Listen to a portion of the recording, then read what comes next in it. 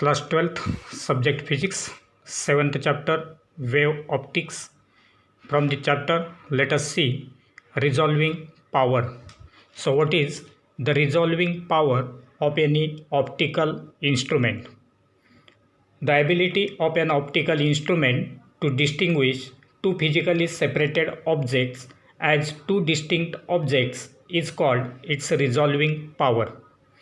Resolving power of an optical instrument like an eye or microscope or telescope generally depends upon the aperture, that is the diameter of its lens or mirror, and the wavelength of light used.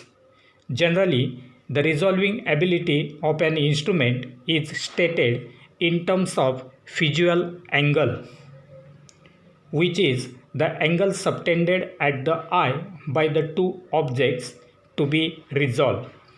It is the minimum visual angle between the two objects that can be resolved by that instrument. This minimum angle is called limit of resolution, and the reciprocal of the limit of resolution is called as the resolving power of that optical instrument. So any optical instrument will be having its resolving power, which is the reciprocal of its limit of resolution. Now let us consider the resolving power of a microscope. Generally, microscope is used to resolve the close objects. That means if the two very small objects are close to us, then they can be clearly seen separated by using the microscope, and therefore let us consider the resolving power of microscope. So consider 2-point objects O and O dash separated by a distance small a. So in this diagram, O and O dash, these are the small objects, point objects, which are separated by a distance a. Then in front of these two objects, a lens is placed, which is called as the objective AB of that microscope. Let n be the refractive index of the medium between the objects and the objective. That is the space between the objects and this objective. This space is filled with a medium of refractive index n. Then let lambda be the wavelength of light emitted by these sources of light. The angular separation between the objects at the objective is 2 alpha, that is each angle here is shown as alpha. This angle will be alpha, this angle will be alpha, hence angular separation is 2 alpha. Similarly, I and I dash, these are the centers of the diffraction pattern due to the objects O and O dash. Now the diffraction pattern is shown here for these two objects when they are viewed through the microscope. Now from this we can say that according to Rayleigh's criterion, already you are familiar with Rayleigh's criterion of resolution of images. So according to Rayleigh's criterion, the first dark ring due to O dash should coincide with I, and that of O should coincide with I dash. The nature of the illumination at a point is decided by the effective path difference at that point.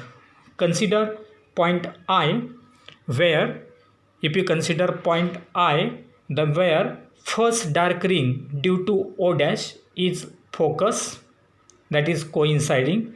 The paths of the extreme rays reaching I from O dash are O dash AI and O dash BI. These are the paths O dash AI and O dash BI. These are the paths which are traced by these rays of light coming from O dash. Now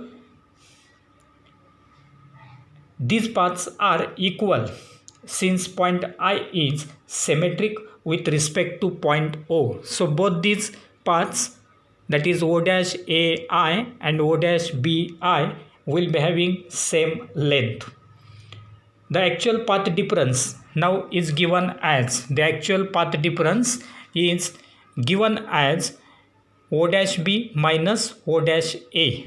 O dash B minus O dash A, but from the figure the path difference will be given as, from figure 2, from second figure, it is given as O dash D plus O dash C equal to 2A sine alpha. Now how it will be? So let us see this second figure. From this figure, O dash and O, these are the objects. These two paths are directed towards A point. These two paths are directed towards point B of that objective, and therefore in this case, if you consider this figure, from this figure, it is clear that O dash is here. Then let us draw OC as the perpendicular on this O dash C. So it will be perpendicular. Similarly, we have to produce this O dash D, and therefore from this the total path difference is O dash C plus O dash D. But now if you consider this diagram, then this distance is equal to A, that is the distance of separation of O dash and O, that is equal to A, and therefore from figure this distance will be equal to A sine alpha. Similarly, this distance will be A sine alpha, and that's why we will get O dash C plus O dash D equal to 2A sine alpha. So that is the path difference. Now let us consider the two cases here. In the first case, microscope with a pair of non-luminous objects. If you consider the microscope with a pair of non-luminous objects, then the eyepiece of microscope is filled with some transparent material.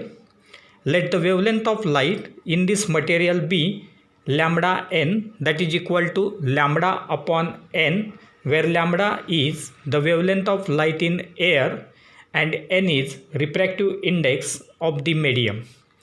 Then the path difference at the first dark ring is lambda n, that is the path difference, and therefore we can write 2A sine alpha, that is the path difference, will be equal to lambda n, and where lambda n is equal to lambda upon n. This lambda n is suffix here, not into n into lambda, but it is lambda n, so that will be written as lambda upon n, and therefore from this relation A is equal to lambda upon 2n sine alpha, that will be equal to lambda upon 2 into Na, where Na is n sine alpha, which is numerical aperture, and therefore resolving power of the microscope will be given as R equal to reciprocal of limit of resolution, that is 1 by A, equal to 2Na upon lambda. So this will be the resolving power of the microscope when we consider with a pair of non-luminous object. Instead of in the second case, we will consider the microscope with self-luminous objects. If the microscope is considered as with a self-luminous objects, then in this case, for just resolution of these two objects, 2A sine alpha must be equal to 1.22 lambda n, or A will be equal to 1.22 lambda n upon 2 sine alpha, and therefore this can be written as A equal to 1.22 lambda upon 2n sine alpha, which will be equal to 0.61, that is 1.22 upon 2, that is 0.61 lambda upon n sine alpha, but n sine alpha is Na, and therefore A equal to 0.61 lambda upon Na. Now the resolving power in this case of that microscope R is equal to 1 by A, that is equal to Na upon 0.61 lambda. So this will be the resolving power of that microscope with self luminous objects.